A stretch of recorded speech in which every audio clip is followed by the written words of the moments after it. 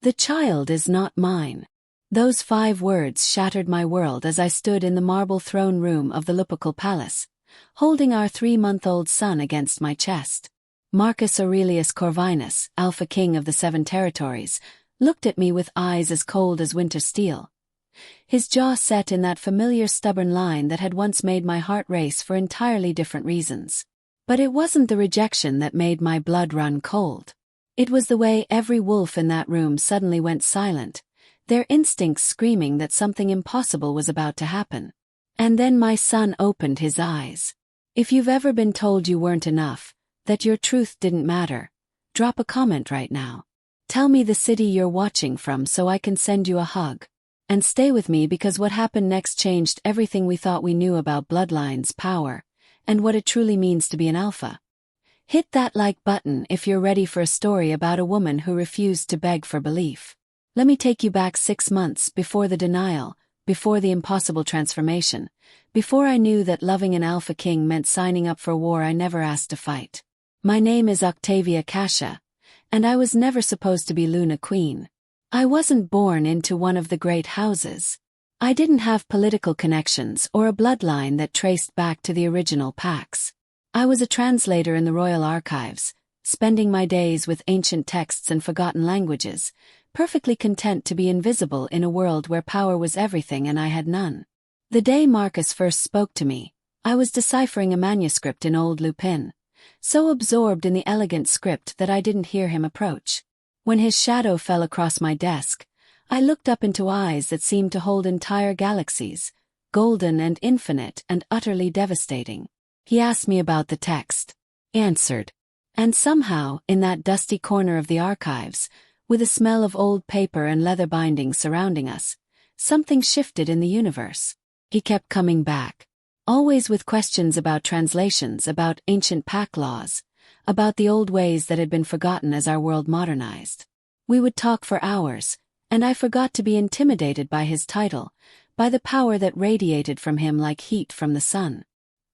He was brilliant and infuriating, arrogant and surprisingly gentle, and when he laughed at something I said, I felt like I'd won a victory more significant than any political triumph.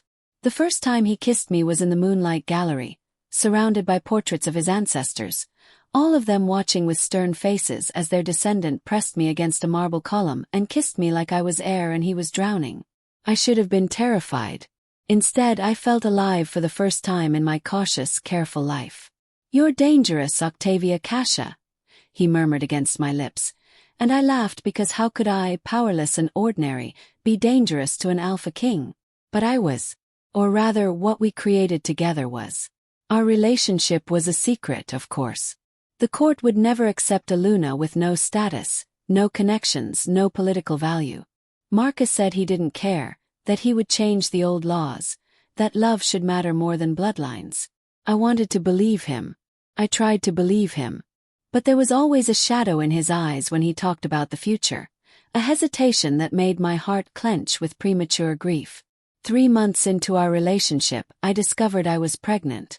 I remember sitting in my small apartment in the Archives district, staring at the positive test, feeling the ground shift beneath me.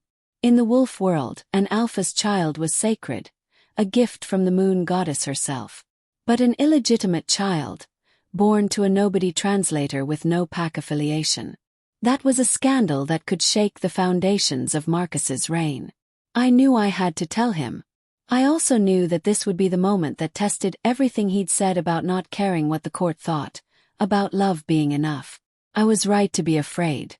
When I told him, in the privacy of his chambers, I watched his face transform. First shock, then something that might have been joy, quickly shadowed by something else. Calculation. Political awareness. Fear. "Are you certain it's mine?" The question came out before he could stop it, and I saw him flinch at his own words, but it was too late. The poison was in the air between us. I should have walked out then. I should have recognized that question for the betrayal it was. Instead, I tried to reason with him, to understand the impossible position he was in. He was an alpha king with enemies circling, with a council that questioned his every progressive decision, with ancient laws that said the Luna must come from approved bloodlines. "I'll figure this out," he promised, pulling me into his arms, and I let myself believe him because the alternative was unbearable. "I just need time to handle the council, to prepare them. We'll make this work, Octavia. I swear it." I gave him that time. Weeks turned into months as my belly grew and Marcus became increasingly distant. Always another council meeting, another political crisis, another reason why now wasn't the right moment to announce our relationship and the child we'd created together. The court began to notice my condition. Whispers followed me through the archive halls. Who was the father? Why wasn't she wearing a mating mark? What kind of woman carried a child without a mate to claim it? I held my head high and continued my work, translating ancient texts about Luna queens who had changed the course of history, about the old ways when a Luna was chosen by the moon goddess herself, not by political convenience. I read about Valeria the Wise, who had ruled alongside her Alpha with such balance that their reign was called the Golden Age. I studied the words of Livia the Fierce, who had defended her pack against an invasion while her Alpha recovered from battle wounds, and who was revered as the perfect embodiment of Luna strength. These women gave me strength when my own situation felt impossible. Marcus still came to me at night, slipping through shadows to my apartment, holding me like I was precious, whispering promises against my skin. But in the daylight in the palace, he barely acknowledged my existence. The dichotomy was tearing me apart. My son was born on the autumn equinox, during a full moon so bright it turned the world silver. The moment I held him, I knew that nothing else mattered. Not Marcus's politics, not the court's opinion, not even my own heartbreak. This tiny, perfect being was mine to protect, and I would burn the world down before I let anyone harm him. I named him Cassius, after my grandfather, a simple man who had taught me that dignity didn't come from titles but from how you lived your truth. I sent word to Marcus that his son had been born. He came alone in the middle of the night. I watched him hold Cassius for the first time, saw tears slip down his face as he counted tiny fingers and toes, and I thought maybe finally this would be enough. How could he look at this child and not move heaven and earth to claim him? "He's perfect," Marcus whispered. "He looks like my father." "He looks like you," I corrected, seeing the same strong jawline, the same nose, the same golden undertones in skin that was still baby-soft. Marcus stayed until dawn, and when he left, he kissed my forehead and promised. "Soon. Promise, Octavia. Soon I'll make this right." But soon never came. Instead, 3 weeks later, I received a formal summons to appear before the Alpha King and his council. No warning. No private conversation. Just a cold, official document demanding my presence in the throne room with my child. I knew then that I'd lost him to politics and fear. I dressed carefully that morning, choosing a simple but elegant dress in deep blue, the color of loyalty in the old traditions. I braided my dark hair in the style of the ancient Lunas, a subtle reminder that I knew our history, that I belonged to this world even if I wasn't born into its aristocracy. And I wrapped Cassius in the blanket my grandmother had made, soft white wool embroidered with protection symbols in silver thread. The throne room was packed. Every member of the council was present, along with representatives from all 7 territories. This wasn't a private discussion. This was a public trial. Marcus sat on his throne looking every inch the Alpha King, power radiating from him in waves that made lesser wolves bow their heads instinctively. He didn't look at me as I walked down the center aisle, my footsteps echoing in the cavernous space. He kept his gaze fixed somewhere above my head, his face carved from stone. The High Counselor, an ancient wolf named Tiberius Maximus who had advised Marcus's father and grandfather before him, stepped forward. His voice was cold and formal. "Octavia Cassia, you have been brought before this council to address certain claims you have made regarding the Alpha King. You have stated that the child you carry is the king's legitimate heir. This is a serious accusation that demands proof." Accusation. As if my son's existence was an attack rather than a miracle. I held Cassius closer, feeling his small body warm against my chest, his heartbeat steady and sure. "I make no accusations, counselor. I state a simple truth. This is Marcus Aurelius Corvinus's son. The Alpha King disputes this claim. The words hung in the air like poison. I finally looked at Marcus, really looked at him, searching for any sign of the man who had held me in moonlight, who had whispered that I was his heartbeat, who had counted our son's fingers with tears of joy on his face. His expression was blank. Carefully, devastatingly blank. "Is that true, Your Majesty?" I heard the tremor in my own voice and hated it. "Do you deny your own child?" The silence stretched so long I thought time itself had stopped. Then Marcus spoke, his voice carrying to every corner of the room. "I cannot claim a child that is not mine." The words hit like physical blows. Around me, the crowd erupted in whispers, in gasps, in the satisfied murmurs of those who had known all along that someone like me could never truly be chosen by their king. But I only heard the roaring in my ears, the sound of my heart breaking so completely that I wondered if I would ever be whole again. "You're lying," I said, and my voice was surprisingly steady. "You held him. You counted his fingers. You said he looked like your father. You're lying to this court and to yourself." Tiberius moved closer, his ancient face twisted with contempt. "You dare accuse the Alpha King of dishonesty? Perhaps you are confused about the parentage yourself. Perhaps there were others. How dare you?" The words came out in a growl that surprised me with its power. Cassius stirred against my chest, making small sounds of distress, responding to my agitation. "There has only ever been Marcus. And you know it. You all know it. This is politics, not truth." "Politics is truth in this world," Tiberius said coldly. "And the truth is that the Alpha King cannot recognize every child born of a casual liaison. You are not mated. You bear no mark. You have no proof of your claims beyond your own word, which holds no weight against the word of a king." I looked at Marcus again, desperately. "Tell them, please. Whatever your reasons for denying him publicly, whatever political game you think you need to play, don't do this to your son. Don't make him grow up knowing his father looked at him and said he was nothing." For just a moment, I saw something flicker in Marcus's eyes. Pain maybe. Regret. But then it was gone, locked away behind the mask of a king who had chosen his throne over his heart. "The child is not mine," he repeated, and each word was a nail in the coffin of what we'd had. The counselor smiled, smug and satisfied. "Then this matter is settled. Octavia Cassia, you are hereby ordered to leave the palace grounds and not return. Your employment in the archives is terminated. And you are warned that any future attempts to claim royal parentage for your child will be considered treason." Treason. They would threaten me with execution for telling the truth. I should have left then. I should have taken my son and walked out with whatever dignity I had left. But rage was rising in me, hot and fierce and unprecedented. All my life I had been small, careful, invisible.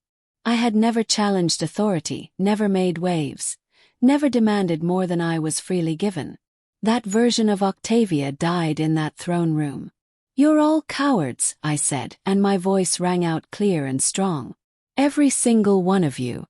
You hide behind tradition and politics because you're terrified of anything that might challenge your comfortable little hierarchies. The Alpha King most of all. You're not strong enough to choose love over approval. You're not brave enough to protect your own child if it means facing down a council of old men who care more about bloodlines than bonds." I turned to Marcus, and I let him see everything in my eyes. All the love, all the betrayal, all the grief for what we could have been. "I hope your throne keeps you warm at night, Your Majesty. I hope it fills the hole where your heart used to be. Because you've just lost the only people who would have loved you for who you are rather than what you are. I hope it was worth it." I turned to leave, holding my son close, whispering promises that I would be enough for him, that he would never doubt his worth, that he would grow up knowing his mother chose him over everything. But Tiberius wasn't done with his performance. "Wait," he commanded, his voice sharp. "Before you go, there is one final matter. If you truly believe this child is the Alpha King's son, you will not object to a public test." Froze. What kind of test? "Place the child in the king's arms." If royal blood truly runs in his veins, the infant will recognize his father. It is the old way, from before DNA tests and modern medicine. The blood calls to blood. A true heir cannot help but respond to the Alpha King's presence. It was a trap. I knew it was a trap. But what choice did I have? If I refused, they would say I was afraid of being exposed as a liar. And some small, desperate part of me still hoped that maybe, somehow, this would force Marcus to face the truth. Fine, I said. But when this proves I'm right, I want a public acknowledgement. I want my son's birthright recognized. Tiberius smiled. Of course. Should the child prove to be of royal blood, the council will have no choice but to accept reality. The throne room went completely silent as I walked toward Marcus. He stood descending the steps from his throne, and I saw tension in every line of his body. But let him be uncomfortable. Let him face what he was denying. I looked down at Cassius one more time. He was awake now. His eyes that murky newborn blue that hadn't yet settled into their permanent color. He looked up at me with complete trust, complete innocence, unaware that his entire future was being decided in this moment. I love you, I whispered. No matter what happens, remember that you are loved. Then I held him out to Marcus. For a moment the Alpha King didn't move. His hands remained at his sides, and I saw something like fear flicker across his face. Then slowly, he reached out and took his son into his arms. Cassius seemed impossibly small against Marcus's broad chest. The king held him awkwardly, like he'd forgotten how to be gentle in the 3 weeks since that midnight visit. Around us, every wolf in the room leaned forward, watching, waiting for the child to cry or struggle or show distress. But Cassius didn't cry. Instead, he stared up at Marcus with intense focus, the way babies sometimes do, like they're seeing into your soul. And then, slowly, his tiny hand reached up and wrapped around Marcus's finger. The gesture was simple, instinctive, the kind of thing babies do without thought. But in this context, in this moment, it felt monumental. Marcus looked down at his son, and I saw his carefully constructed walls start to crack. His hands tightened around Cassius, protective and possessive, and he bent his head close, breathing in the baby's scent. "He smells like Pac," someone murmured from the crowd. "Like royal blood." Tiberius moved closer, examining the scene with narrowed eyes. "The child seems calm, but that proves nothing. Many infants are content in any arms. We need a true sign of recognition." And that's when it happened. Cassius's eyes, which had been that undefined newborn blue, suddenly began to change. It started at the pupils, a flash of gold spreading outward like sunrise over water. The change rippled through his irises, transforming them from blue to the unmistakable molten gold of the royal bloodline. Not just gold. Pure, radiant, undeniable gold that was specific to the Corvinus line, a genetic marker that couldn't be faked or mistaken. But it didn't stop there. As every person in that throne room watched in stunned silence, Cassius's eyes began to glow. Not just reflect light, but actually emit it, casting golden shadows across Marcus's face. The baby made a small, contented sound, and around his tiny body, the air began to shimmer with power. This wasn't just a recognition of blood. This was something else entirely. Something ancient and powerful and completely unprecedented. "Impossible," Tiberius breathed. "Alpha presentation doesn't happen until puberty. Children don't manifest power. They can't." But Cassius was. In his father's arms, held by the strongest alpha in 7 territories, my son was responding with power that shouldn't have been possible.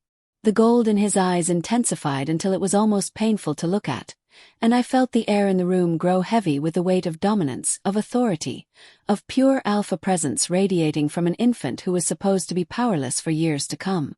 Marcus staggered back a step, his own eyes wide with shock. Around us, wolves began to drop to their knees, not by choice but by instinct, their bodies responding to the overwhelming power signature emanating from the baby in the king's arms. Even Tiberius, ancient and proud, found himself bowing low, his face pale with fear and awe. "What is he?" someone whispered. I knew the answer, even if I didn't fully understand it. I'd spent years studying ancient texts, reading about the old bloodlines, the first alphas who were said to have carried the power of the moon goddess herself. I'd read about children born with gifts, with abilities that transcended normal wolf hierarchy. I'd read about the chosen ones, the rare individuals born once in a generation who carried pure alpha bloodlines from both parents, who manifested power early because it was too strong to be contained by normal developmental stages. But that should have been impossible. I wasn't from a royal bloodline. I was nobody. I had no alpha blood, no special heritage, nothing that would explain why my son was glowing with power in the middle of the throne room. The thought hit me like lightning, illuminating connections I'd never considered. My grandmother's strange abilities, the way she could calm any wolf with a touch. My mother's unusual strength, which she'd hidden her entire life. The stories about my family that were always dismissed as exaggerations or coincidence. What if we weren't powerless at all? What if we were from a line so old, so forgotten, that even we didn't know what we carried? Cassius's power began to fade, the gold receding from his eyes back to their newborn blue, the glow dimming until he was just a baby again, looking up at his father with innocent wonder. But the damage, or the revelation, was done. Every person in that throne room had just witnessed something that shouldn't have been possible. They had felt that overwhelming alpha presence coming from an infant, had been forced to their knees by his sheer power. There was no denying whose child he was now. No political maneuvering that could erase what we'd all just experienced. Marcus looked at me over Cassius's head, and his face was a landscape of emotions. Shock, awe, fear, and underneath it all, a dawning horror at what he'd almost done. What he had done. He had denied this child publicly, had called his own son illegitimate, had been willing to let his heir grow up nameless and unprotected. And he'd done it while that child carried power that eclipsed anything we'd seen in generations. "Octavia," Marcus said, and his voice was raw with emotion. "I didn't know. I didn't realize that he was powerful." I cut him off, walking forward to take my son back. That he was special. That he was worth acknowledging. Marcus flinched. "That's not what I meant. Isn't it?" I took Cassius from his arms, and my son immediately settled against me, his tiny fist curling in my dress. "You knew he was yours, Marcus. You knew it from the moment I told you I was pregnant. You held him the night he was born. You saw yourself in his face. But that wasn't enough for you to claim him. You needed proof. You needed him to be useful. You needed the court to be impressed before you'd admit the truth." "The situation was complicated," Marcus began, but I cut him off with a look that could have melted stone. "The situation was simple. You had a choice between your child and your comfort. You chose comfort. And now that he's proven to be not just your son but apparently some kind of prophesied power child, suddenly you want to acknowledge him. Suddenly he's worth the political risk." Tiberius had recovered enough to stand, though he kept his distance from Cassius, eyeing the baby with new wariness. "Your Majesty, we must discuss what this means. A child with this level of power, manifesting at birth. The old prophecies speak of such a one. The texts in the ancient archives." "I know what the texts say," I interrupted, and every eye in the room swung to me. "I'm the one who translated them, remember? Before you decided I wasn't important enough to keep on staff. The prophecies speak of a child born when the autumn moon rises full, carrying the blood of two ancient lines, manifesting power before reason, crowned in gold and destined to unite what has been divided." I'd read those prophecies 100 times, always thinking they were metaphorical, symbolic. Stories the ancients told to give meaning to random chance. I'd never imagined they might be about my son. "If Cassius is the child from the prophecies," I continued, my voice growing stronger, "then you don't get to decide whether to claim him. The moon goddess already has. His destiny is bigger than your politics, bigger than this court, bigger than your fear of what people might think." Marcus looked like I'd slapped him. "I wasn't afraid. You were terrified," I said, and I felt tears burning in my eyes but refused to let them fall. You're still terrified. Not of losing your throne. You're afraid of what it would mean to actually fight for something, to risk something, to choose love and truth over the easy path. The throne room was so quiet I could hear my own heartbeat. Marcus stood before me, the powerful Alpha King, looking lost in a way I'd never seen before.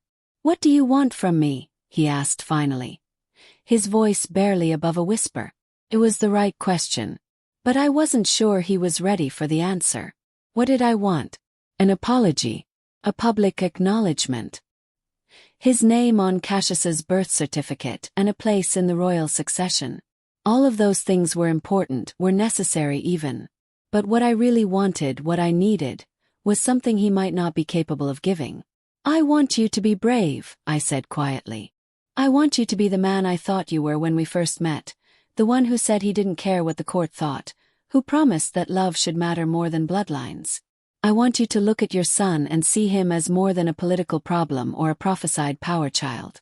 I want you to see him as Cassius. Just Cassius. And to love him enough to fight for him even when it's hard. Especially when it's hard." I stepped back, creating distance between us. "But I don't think you know how to do that. I don't think you know how to be anything other than the Alpha King, making calculated decisions based on political advantage.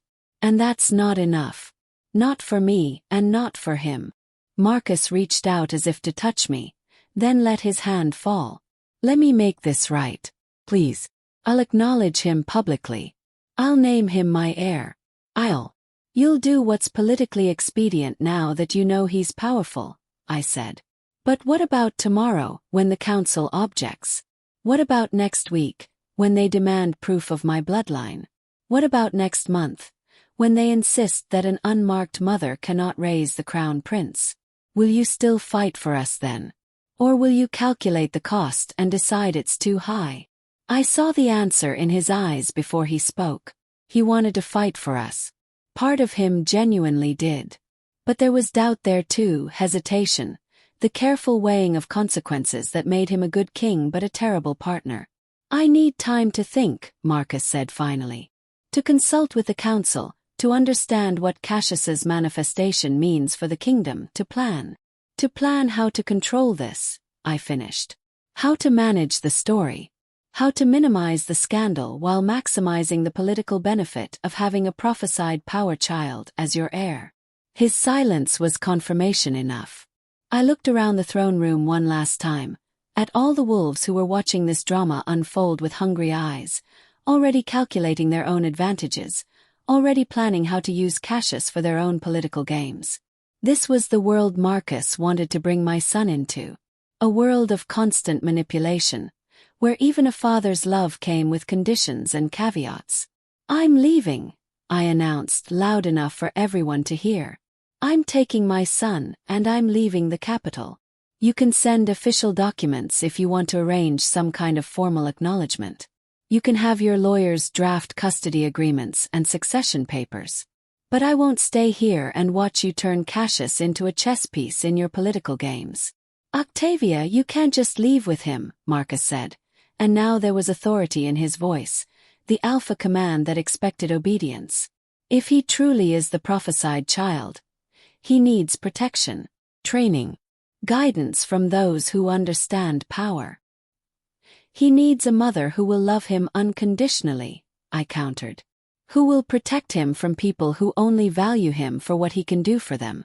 Who will let him be a child before he has to be a weapon or a king." I turned and walked toward the doors, my footsteps echoing in the vast space. Behind me, I heard Marcus start to follow, heard the council members arguing in urgent whispers about precedent and protocol and prophecy. But I kept walking, holding my son close, whispering promises that I would keep him safe, that I would help him understand the power that lived in his blood, that he would never have to doubt his worth or his place in this world. I made it all the way to the palace gates before Marcus caught up with me. He appeared in front of me suddenly, moving with alpha speed, blocking my path. "Please," he said, and the words sounded like it cost him everything. "Please don't take him from me. I know I failed you both. I know I don't deserve another chance. But Octavia, he's my son. My son. You can hate me for what I did in there, and you should, but please don't make him pay for my cowardice. I wanted to be strong. I wanted to walk past him and never look back. But I saw real pain in his eyes, real regret, and despite everything, my heart still remembered what it had felt for him. I'm not taking him from you, I said quietly. I'm taking him away from this. I gestured back toward the palace. From a life where his value is measured by political usefulness. From people who will try to shape him into a weapon before he's old enough to choose his own path. I'm giving him the chance to be a child, Marcus. Something you've forgotten how to be. Then let me come with you, Marcus said urgently. Let me learn how to do this right. I don't know how to be a father. I don't know how to love without conditions because I've never been allowed to. But I want to learn. For him. For you. Please give me that chance. It was the most honest thing he'd ever said to me. Standing in the shadow of his palace, the Alpha King was asking for permission to be human. I looked down at Cassius, who had fallen asleep against my shoulder, tiny and perfect and unaware of the chaos he'd caused. He deserved a father who would fight for him. But did he deserve a father who needed convincing to do it? I'm going to my grandmother's house in the Northern Territory, I said finally. It's remote, quiet, away from politics and courts and councils. You can visit. But Marcus, if you come as Cassius's father, not as the Alpha King. No guards, no advisors, no political agenda. Just you learning how to be present without conditions. Hope flared in his eyes. I can do that. Can you? Challenged. Can you really walk away from your throne for days at a time? Can you prioritize your son over council meetings and diplomatic emergencies? Can you be vulnerable and uncertain and human instead of always having to be the Alpha King? I don't know, Marcus admitted. But I want to try. Isn't that worth something? It was worth something. Not forgiveness, not yet. Not a guarantee that we could rebuild what had been broken. But maybe it was enough to start. Then try, I said. Come to the Northern Territory in 3 days. Not with a convoy, not with security details. Just you. And we'll see if you can keep that promise. I stepped around him and walked through the gates, feeling his eyes on my back the entire way. I didn't look back. I couldn't afford to because if I saw the pain in his face one more time, I might forgive him before he'd actually earned it. The journey to my grandmother's house took 2 days by car, winding through the territories on roads that grew progressively smaller and rougher as we left civilization behind. Cassius was an easy traveler, sleeping through most of the journey, waking only to eat and stare at me with those blue eyes that had temporarily blazed gold. My grandmother, Flora Cassia, was waiting on the porch when we arrived, as if she'd known we were coming. She probably had. My grandmother had always been slightly uncanny, knowing things she shouldn't, appearing when she was needed most. She took one look at Cassius and smiled. So it's happened then. The old blood waking up. You knew. Asked, exhaustion making me blunt. You knew what he would be. I suspected, she said, taking the baby from my arms with practiced ease. Your grandfather and I, we carried the old bloodlines. Not royal, not political, but ancient. From before the territories were divided, before pacts became kingdoms.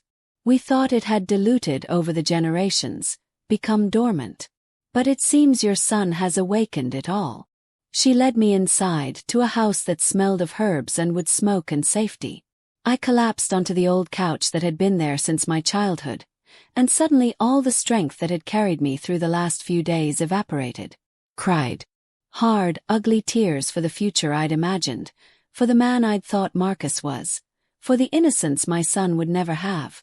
My grandmother sat beside me, holding Cassius in one arm and me in the other, humming old songs until the storm passed. He denied him. I finally said when I could speak again. In front of the entire court. He looked at his own son and said he wasn't his. And then the boy's eyes turned gold, my grandmother said calmly. I imagine that was quite dramatic. Despite everything, I almost laughed.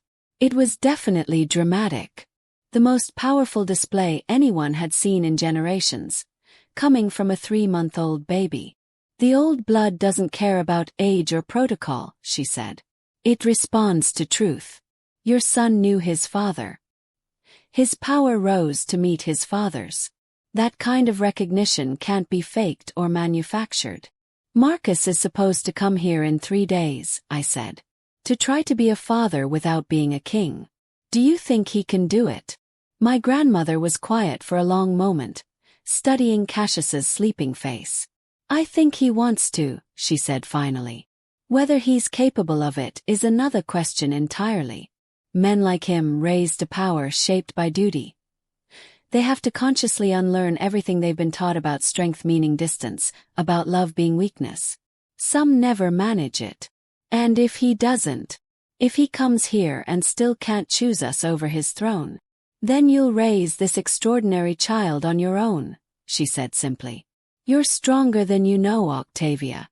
You stood in a throne room full of wolves who wanted to destroy you, and you didn't bow. You didn't beg.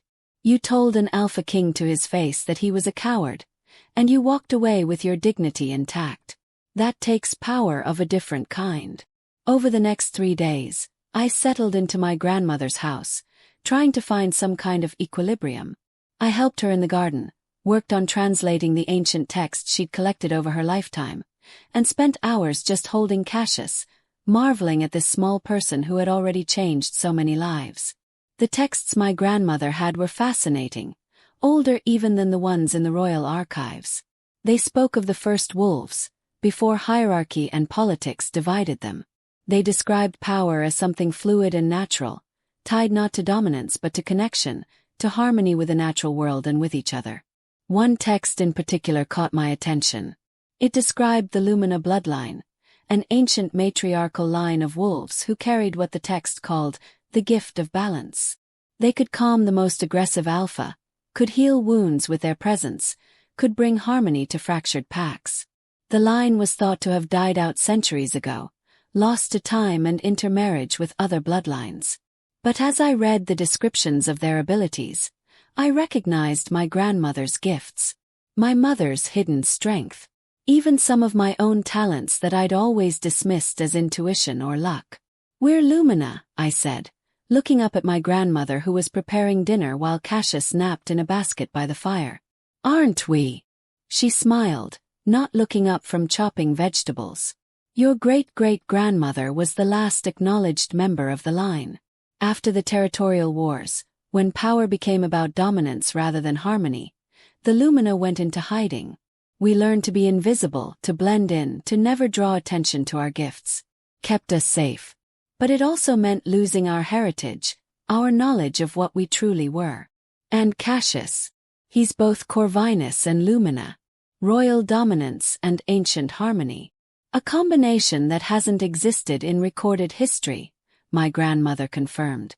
No wonder his power manifested so early. He's carrying 2 of the oldest, strongest bloodlines in our world. The moon goddess herself must have willed this union. Thought about that. About Marcus and me meeting in the archives, drawn together by something neither of us understood. About how natural it had felt despite all the reasons it shouldn't have worked. About the child we'd created who was already reshaping what everyone thought was possible. Maybe we had been fated after all. Maybe this had always been meant to happen, regardless of politics or protocols or the careful plans of kings and councils.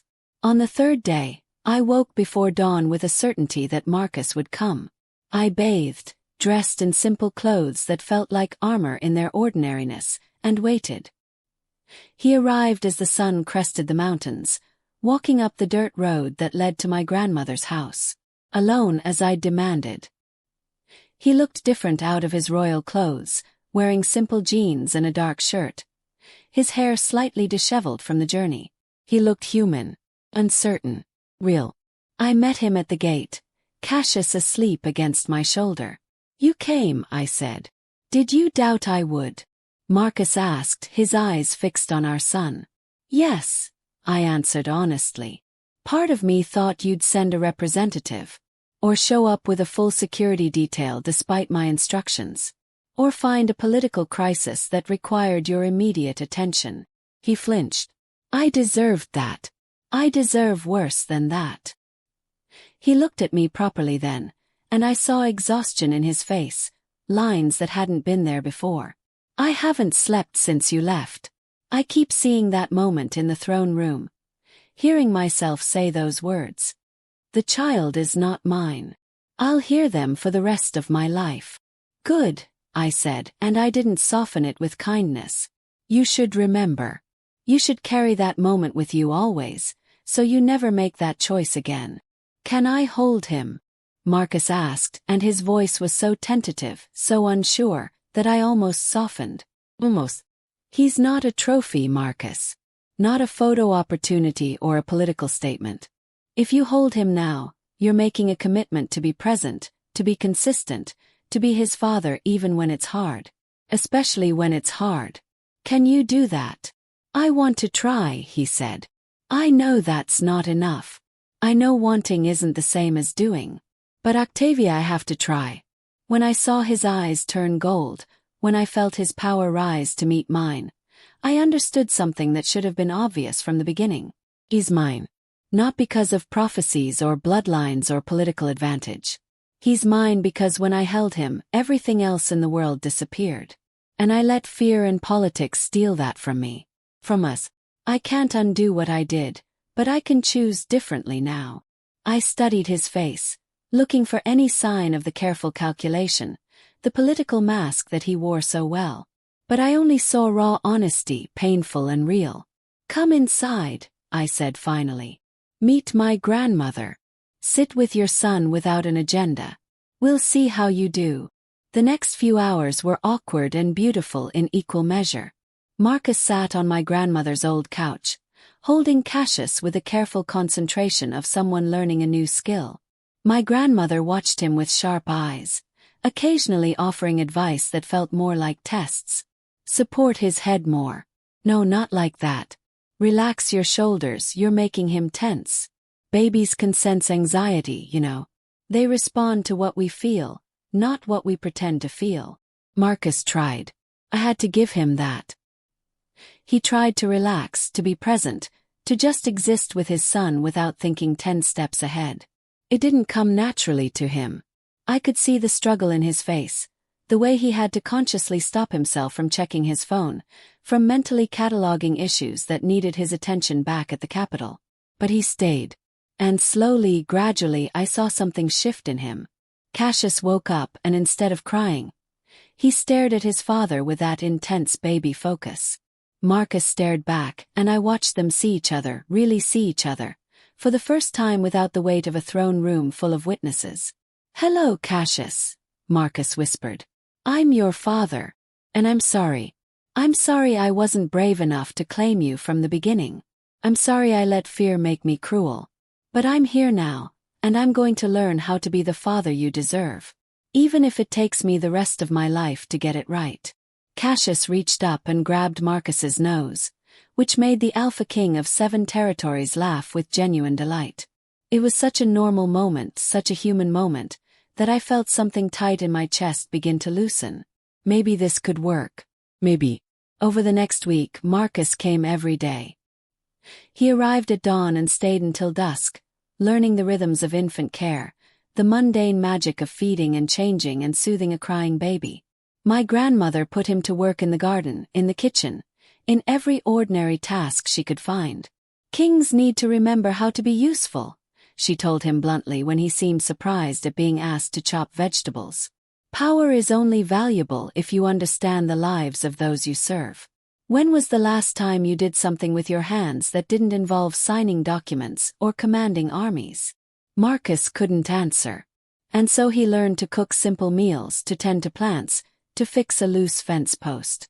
I watched him fumble through tasks that would have been beneath his notice a month ago, and I saw frustration war with determination in his face. But he kept trying. We didn't talk much those first days. The air between us was still too heavy with betrayal and broken trust. But we existed in the same space, both focused on Cassius, and slowly I began to see glimpses of the man I'd fallen in love with. The one who laughed at his own mistakes, who asked questions instead of assuming he knew best, who could be vulnerable without it destroying him. On the 8th day, after my grandmother had gone to bed and Cassius was finally asleep after a fussy evening, Marcus and I found ourselves alone on the porch, watching stars emerge in the mountain sky. "I used to think being Alpha King meant having all the answers," Marcus said quietly. "Being the strongest, the most decisive, the one who never showed weakness or uncertainty. My father ruled that way.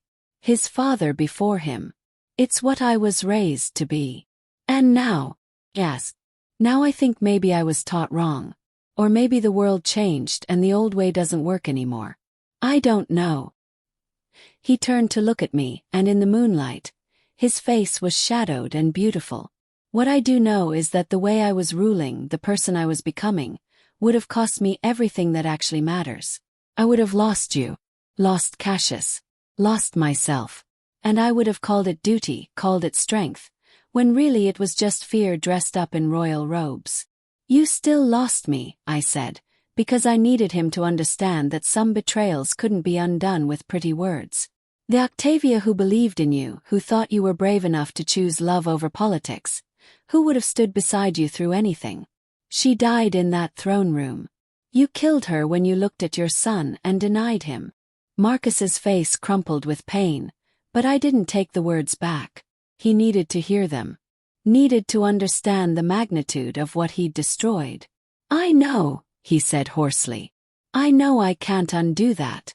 But Octavia, is there any chance that a different version of us could exist? One built on truth instead of secrets. One where I don't have to be perfect or strong or always in control. One where we both get to be messy and human and still worthy of love." I wanted to say yes.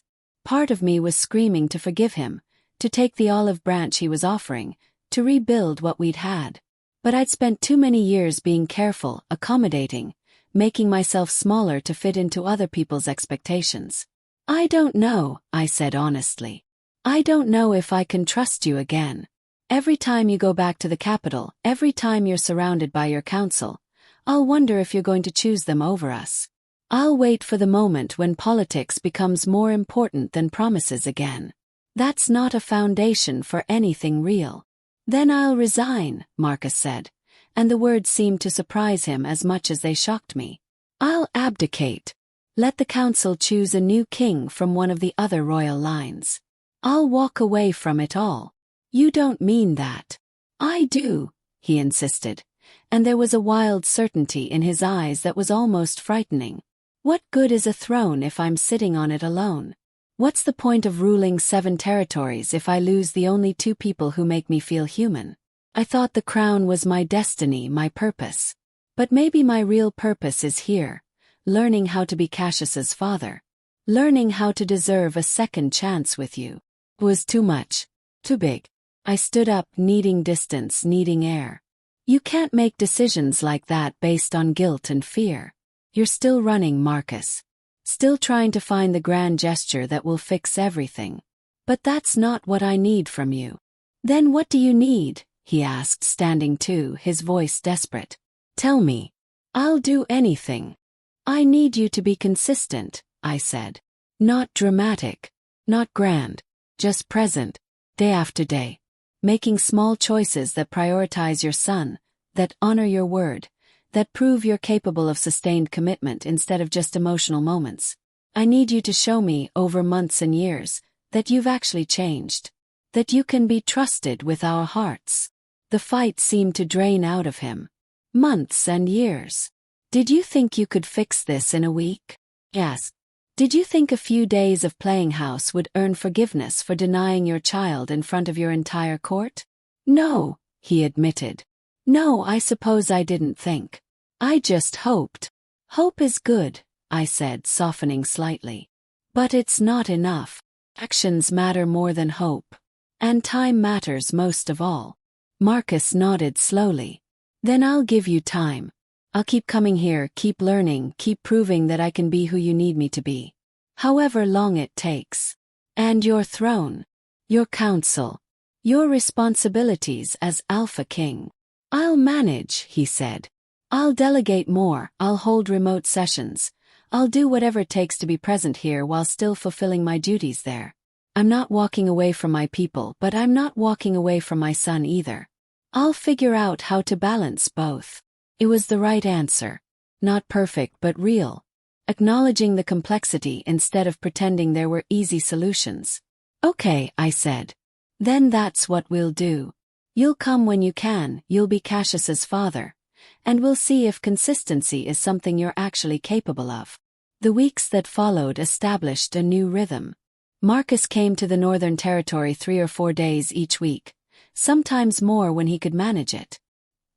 He brought reports and documents, working remotely from my grandmother's porch, but he also changed diapers and walked Cassius when he was fussy and learned to cook the simple meals my grandmother preferred. He was true to his word about consistency.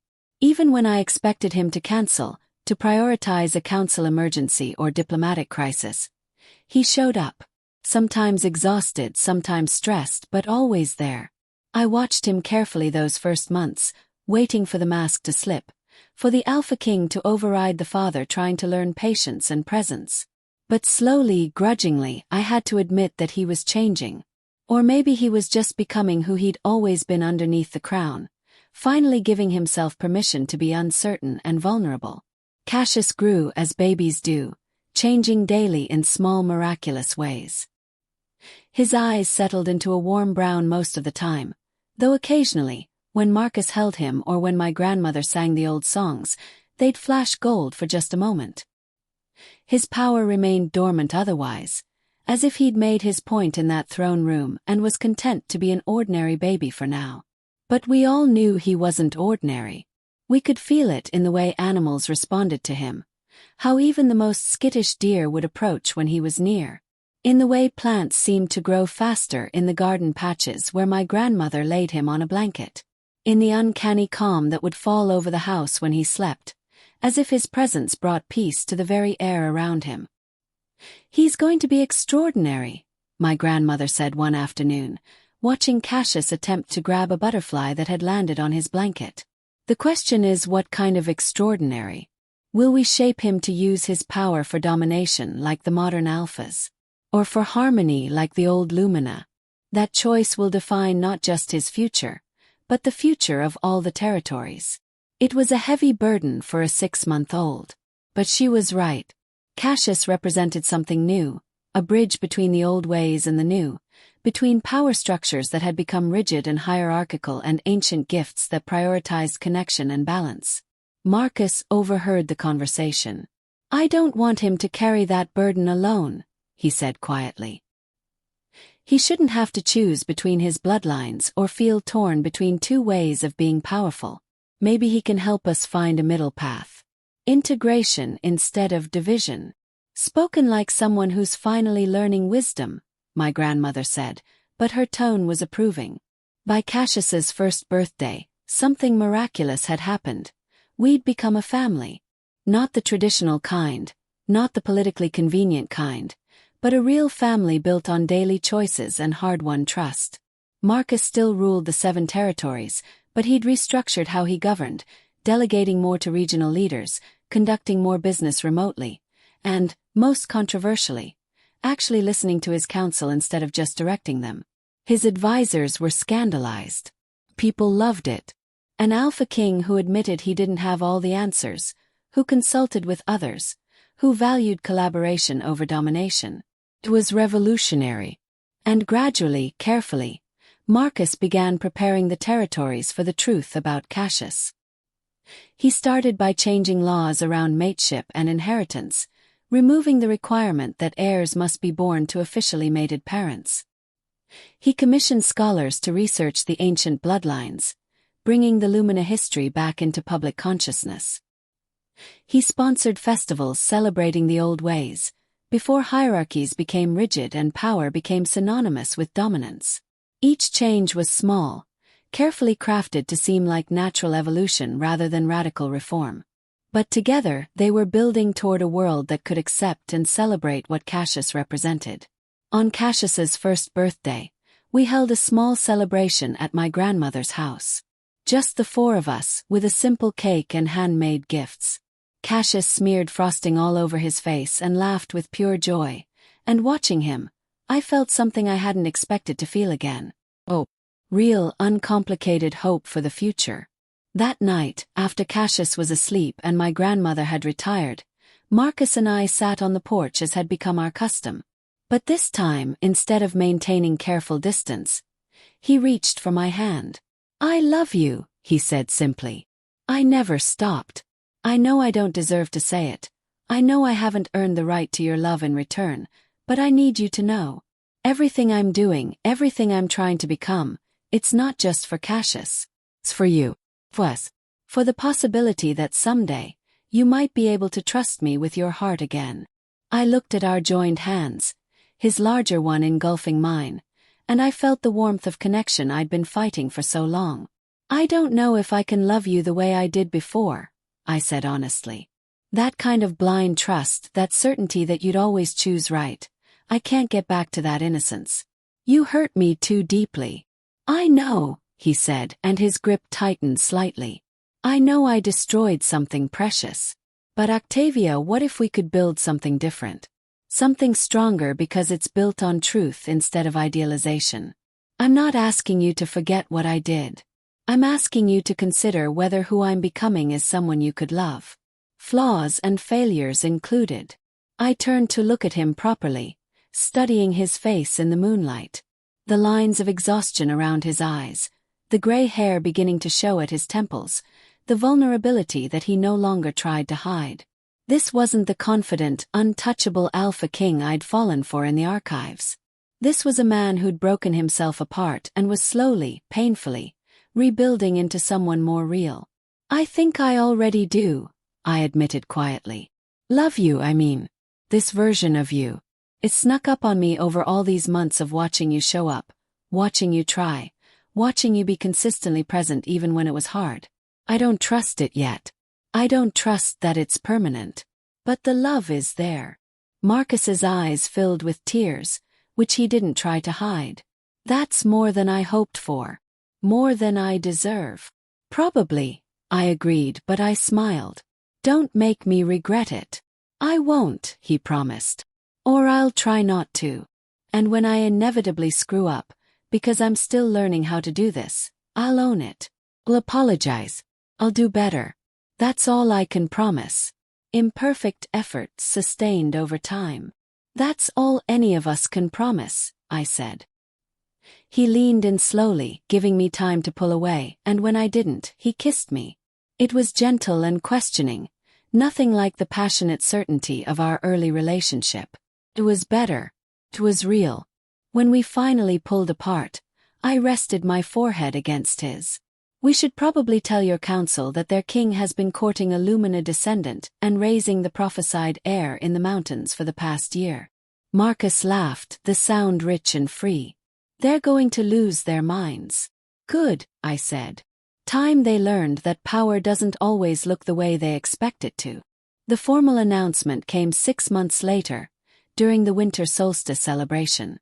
Marcus stood before his assembled court and territories, broadcast to every pack in all 7 regions, and told them the truth. He told them about meeting me in the archives, about our relationship, our son, and his catastrophic failure to claim them.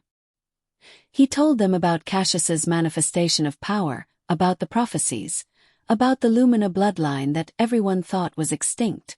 And then he did something no Alpha King had done in recorded history. He apologized. "I let fear and politics guide me instead of honor and love," he said, his voice carrying to every corner of the packed throne room and every screen broadcasting his words. "I denied my own child because I was afraid of what you all would think. I was afraid of being judged for choosing love over tradition. And in that fear I failed not just my family but all of you. Because a leader who can't be honest about his own life, who can't stand by the people he loves even when it's inconvenient, is not someone who deserves to guide others." The throne room was silent, every wolf transfixed by the sight of their king being vulnerable, being human. "Today, I formally acknowledge Cassius Aurelius Corvinus as my son and heir," Marcus continued. "I ask forgiveness from his mother, Octavia Cassia of the Lumina line, for the pain my cowardice caused her. And I ask all of you to consider whether the old ways of measuring worth and power still serve us, or whether it's time to remember what we've forgotten. That strength without wisdom is just brutality. That power without connection is just tyranny. That hierarchy without harmony leads only to division. He gestured, and I walked into the throne room carrying Cassius, now 18 months old and walking, though I held him for this moment. The crowd parted for us, wolves bowing not in submission but in respect, in recognition of something they'd felt was coming. I climbed the steps to stand beside Marcus, and he took Cassius from my arms. Our son looked around at all the watching faces with calm curiosity, unafraid and unbowed. And then, because he was his father's son and his mother's child and something entirely his own, Cassius's eyes blazed gold. Not with aggression or dominance, but with warmth, with welcome, with an invitation to something better than what we'd had before. Every wolf in that room felt it. The pull toward harmony, toward balance, toward a future where power meant something more than the ability to dominate. I watched faces transform with wonder, with recognition, with hope. "This is my family," Marcus said, and his voice was steady and sure. "And if you'll have us, we'll work to build a world worthy of them. A world where power serves rather than rules. Where ancient wisdom and modern strength can coexist. Where every wolf, regardless of bloodline or status, has value and voice." The response wasn't immediate cheers. Change never gets that kind of easy acceptance. But I saw heads nodding, saw tears on faces, saw the careful consideration of wolves who were tired of the old ways and hungry for something new. Tiberius Maximus, the ancient counselor who had orchestrated my humiliation in this very room 2 years ago, stepped forward. I tensed, expecting opposition, expecting him to cite tradition and protocol and all the reasons why this announcement was unacceptable. Instead he bowed. Low and formal, the kind of bow reserved for Luna queens. "I was wrong," he said, his old voice carrying through the sudden silence. "I let tradition blind me to truth, let politics override wisdom. I have lived long enough to see power structures rise and fall, to watch our people lose touch with what once made us great. If this child truly carries both the Corvinus and Lumina bloodlines, if he represents the integration of dominance and harmony, then perhaps the moon goddess is giving us a chance to remember what we forgot. I will support this family. I will help build the world they envision. And I will spend whatever years I have left trying to make amends for how I treated you, Lady Octavia." It was the last thing I expected. I nodded acknowledgement, unable to speak past the lump in my throat. Other counselors followed. Not all of them, but enough.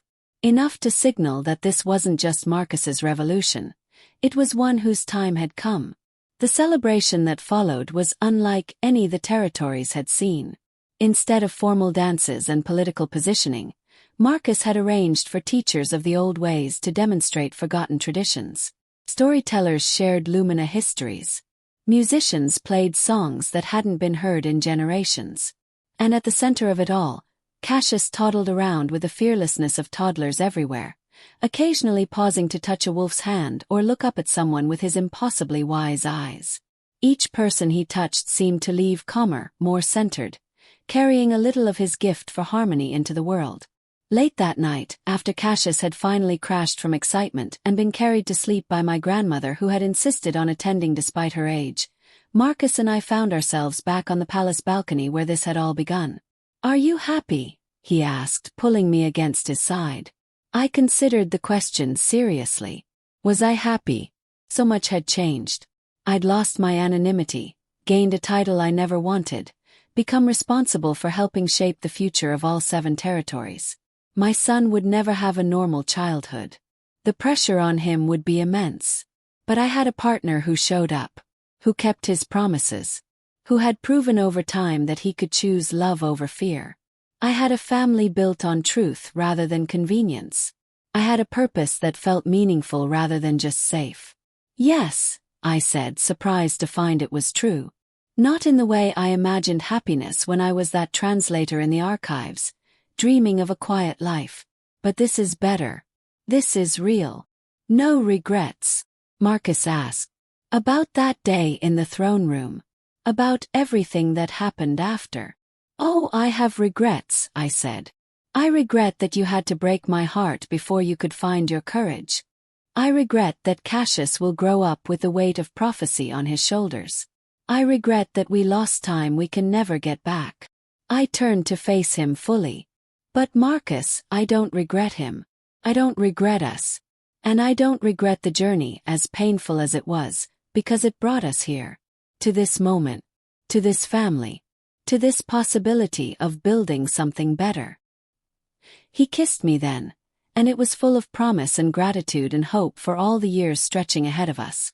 When we finally pulled apart, we saw Cassius standing in the balcony doorway, rubbing sleepy eyes, having apparently escaped from my grandmother's vigilance. Marcus scooped him up, and our son settled between us, yawning hugely. "Tell me a story," Cassius demanded in his toddler voice. "Story about the Moon Lady."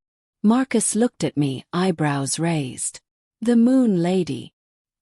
"He means the Moon Goddess," I explained. "He's been obsessed with the old stories lately." So we stood there, the three of us on that balcony under stars that had witnessed so much history. And Marcus told our son stories about the Moon Goddess who created the wolves. About how she valued balance over dominance, harmony over hierarchy, love over power. And as he spoke, I realized that we were writing our own story now. Not the one anyone expected, not the one tradition dictated, but one that was truly ours.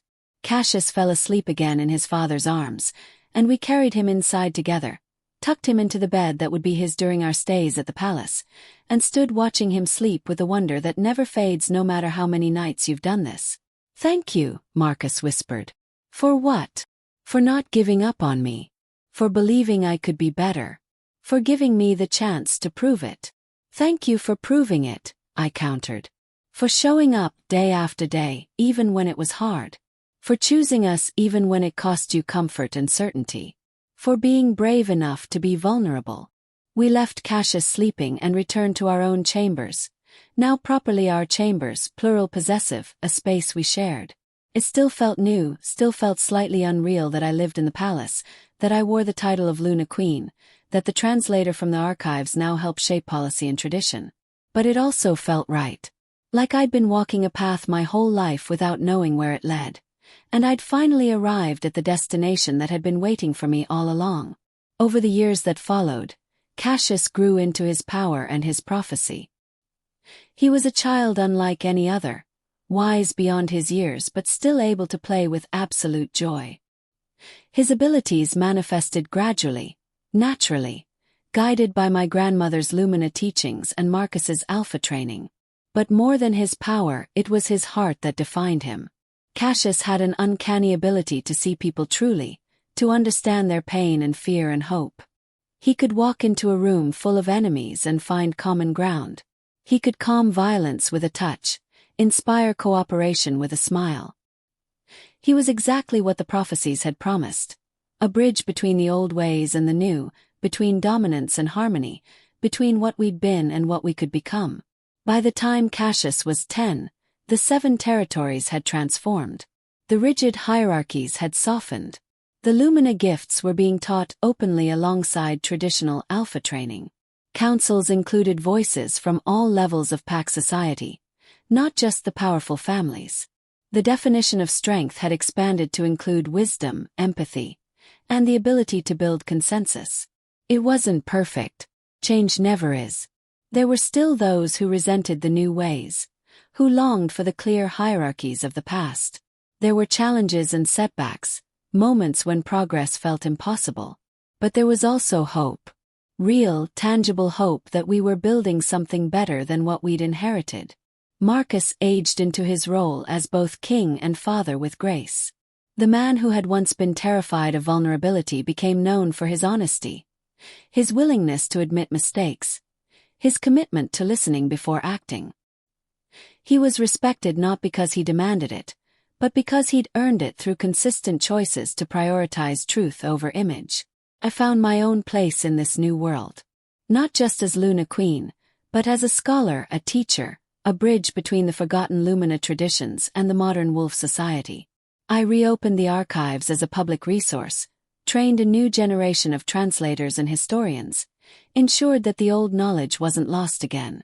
My grandmother lived to see Cassius turn 15, long enough to know that her bloodline had not only survived but would reshape the world.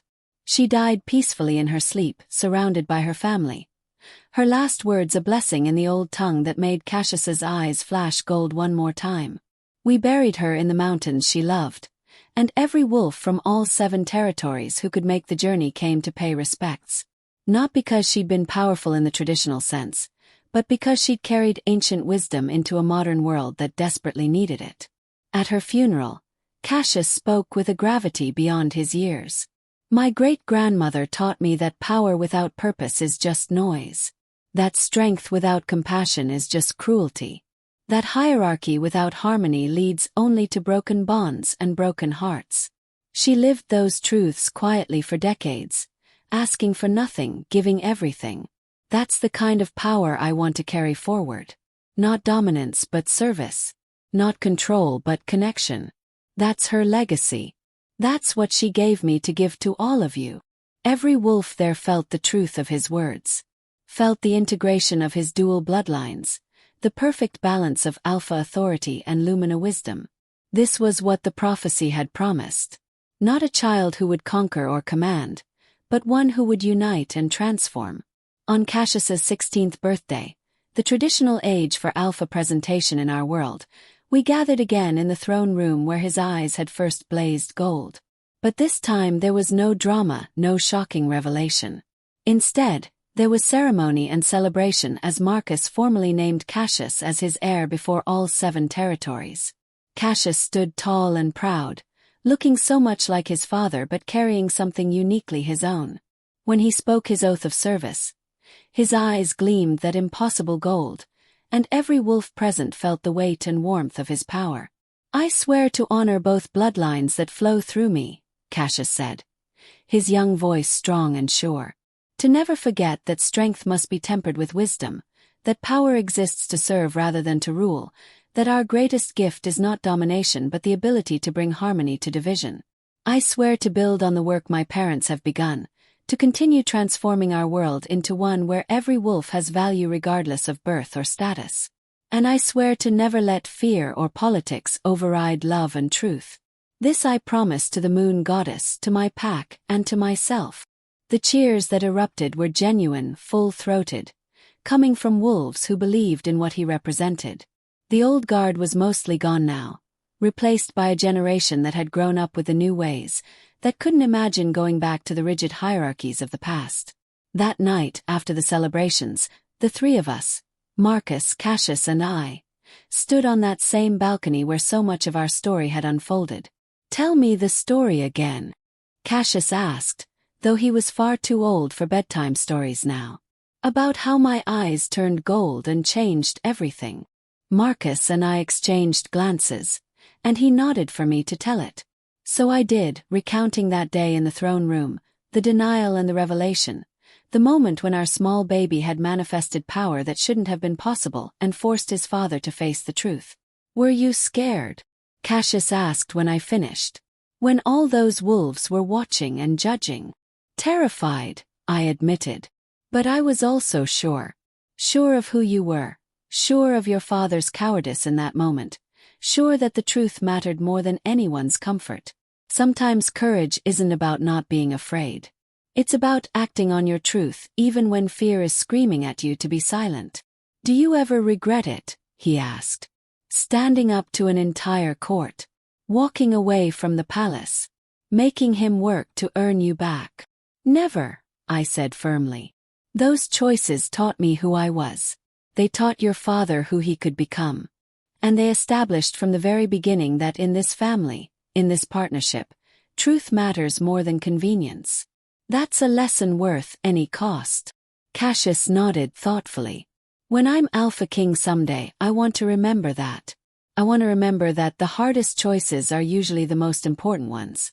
That being powerful means being strong enough to be vulnerable.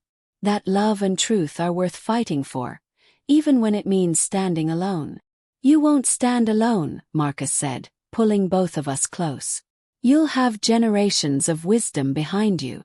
You'll have a court that values truth over tradition. You'll have parents who made every mistake possible so you could learn from them. And most importantly, you'll have yourself. The courage and clarity that comes from growing up knowing you're loved for who you are, not what you can do for others. We stood there together, 3 people who had been forged by fire into a family that was changing the world. The moon rose over the palace, full and bright, casting silver light across the territories that stretched out below us. And somewhere in that light, I felt the presence of something larger than ourselves. Call it the moon goddess, call it destiny, call it the mysterious forces that shape our lives in ways we can't predict or control. Whatever it was, I felt gratitude for the journey that had brought us here. For the Alpha King who had learned that denying his child meant denying himself, and who'd had the courage to face that truth and become better. For the son whose impossible power had shattered expectations and opened doors to a new way of being strong. For the woman I'd become, who had stood in front of a throne room full of wolves and refused to beg for belief, who had walked away with her dignity intact and demanded better from the man who claimed to love her. Our story wasn't a fairy tale. It was messy and painful and full of mistakes. But it was real. And in the end, that reality was worth more than any perfect fantasy. Years passed.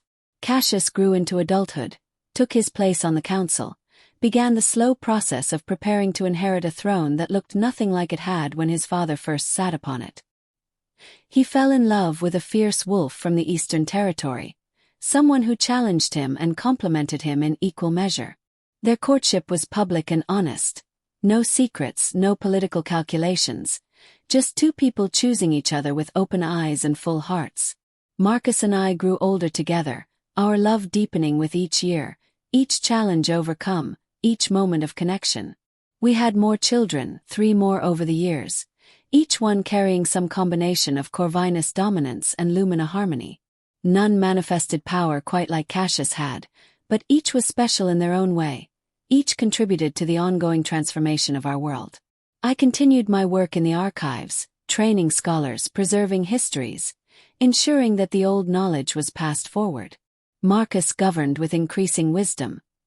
His early arrogance transformed into genuine humility and service. Together, we became the partnership I'd once only dreamed was possible. And through it all, we never forgot that day in the throne room. The day when denial turned to revelation, when political calculation gave way to undeniable truth, when a baby's golden eyes changed the course of history. We told that story to our children, to our grandchildren, to anyone who would listen. Not because it made us look good. It didn't, especially the parts about Marcus's cowardice and my heartbreak. But because it was true. Because it showed that even the most powerful people are capable of terrible mistakes. And because it proved that those mistakes don't have to be the end of the story if you're willing to do the hard work of earning redemption. On our 40th anniversary, Marcus and I returned to my grandmother's house in the mountains. It had been maintained as a family retreat, a place where we could escape the palace and remember where we'd rebuilt our foundation. We sat on the porch where we'd spent so many evenings learning to trust again, and Marcus took my hand the way he had decades ago. "Do you remember what you said to me that first night I came here?" he asked. "When you told me what you needed from me. I needed you to be consistent," I recalled. "Not dramatic, not grand, just present, day after day." "Have I been?" he asked, and there was genuine uncertainty in his voice, even after all these years. "Have I proven that I could be trusted with your heart?" I looked at him, at the silver in his hair, at the lines that mapped a life fully lived, at eyes that still held galaxies but now also held wisdom earned through failure and recovery. "You have," I said simply. "You showed up, Marcus. For 40 years, through everything you showed up. That's more than I dared to hope for in that throne room when you denied our son. You exceeded what I thought was possible." "I had good motivation," he said, squeezing my hand. "The best motivation. Love worth fighting for." We sat in comfortable silence as the sun set over the mountains, painting the sky in colors that seemed specifically designed to remind us that beauty often comes from transitions, from the space between day and night, power and wisdom, who we were and who we become. Cassius arrived the next morning with his own family. his mate and their 3 children who were already showing signs of the combined bloodlines.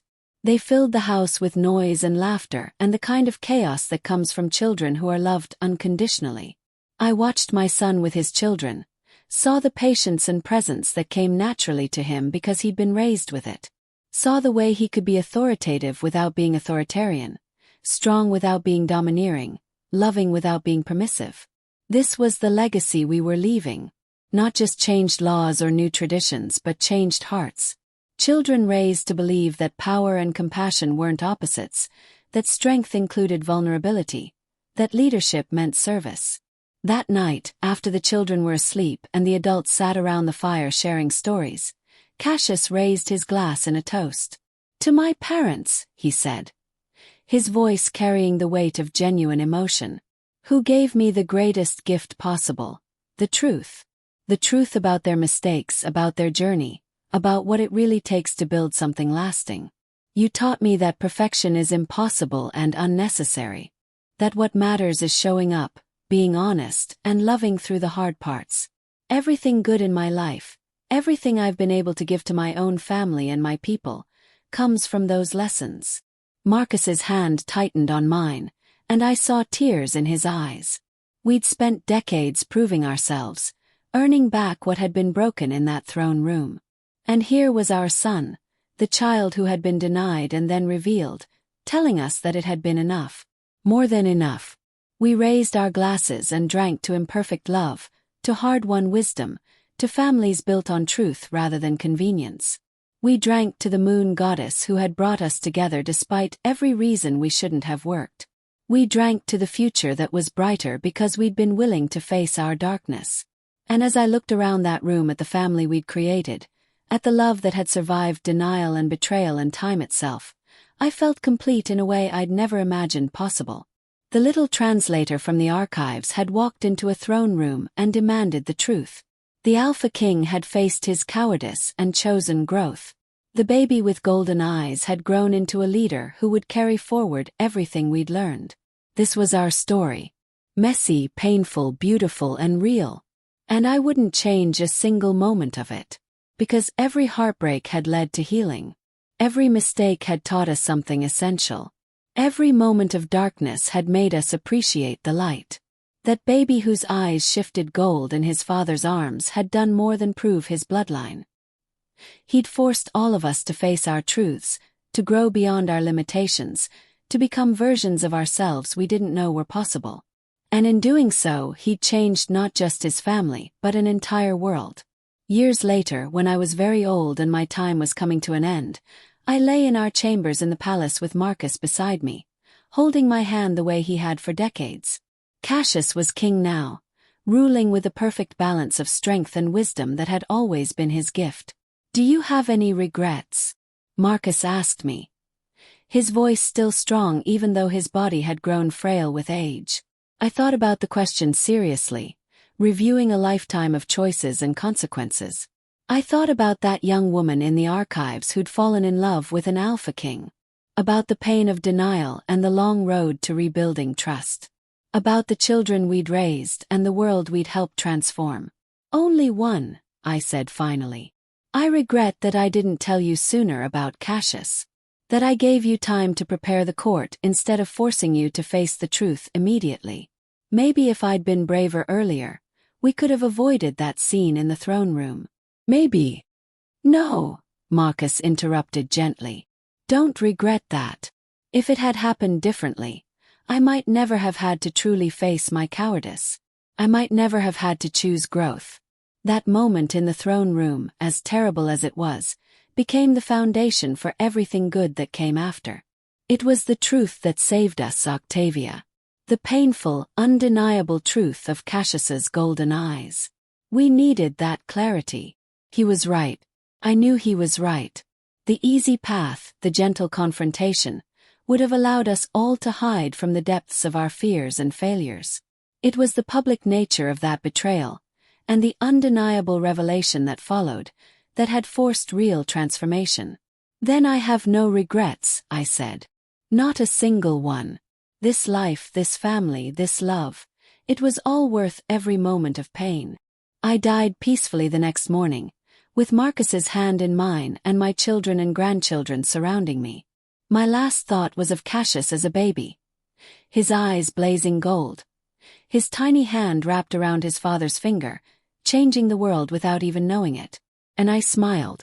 Sometimes the greatest love stories aren't the ones where everything goes smoothly. Sometimes they're the ones where everything breaks apart, and two people have to decide whether the shattered pieces are worth gathering up and rebuilding into something new. The Alpha King tried to deny our child. But our child's golden eyes revealed a truth that couldn't be denied. And in that revelation we found not just acknowledgement, but transformation. Not just family but purpose. Not just love but the kind of legacy that changes generations. Power isn't about dominance. It's about showing up day after day, making the hard choices, choosing truth over comfort. That's the lesson I learned standing in that throne room, holding my denied son. That's the lesson Marcus learned when he had to face his cowardice and choose growth. That's the lesson Cassius embodied from his first breath. And that's the lesson I hope stays with you long after this story ends. Because your truth matters. Your voice matters. Your refusal to accept less than you deserve matters. Never beg for belief. Stand in your truth and let the world adjust to your reality. That baby with golden eyes taught us all that some truths are too powerful to deny. May you find that same undeniable truth in your own life. May you have the courage to stand in it, even when the entire world is watching. And may you find your way to love that's real enough, strong enough, and true enough to survive anything. If this story moved you, if you've ever had to stand alone in your truth or fight for someone who should have fought for you, share this with someone who needs to hear it. Drop a comment telling me what resonated with you. Tell me the city you're watching from so I can send you a hug across the miles. And remember, your story isn't over. Your golden-eyed moment might be just ahead, waiting to change everything you thought was impossible. Subscribe for more stories about finding strength in the broken places, about love that transforms through truth, about the power that comes from refusing to settle for anything less than you deserve. Your truth matters. Your voice matters. And somewhere out there, someone needs to hear your story of surviving denial and finding your power. Thank you for being here. Thank you for listening. Now go shine those golden eyes of yours and change your world.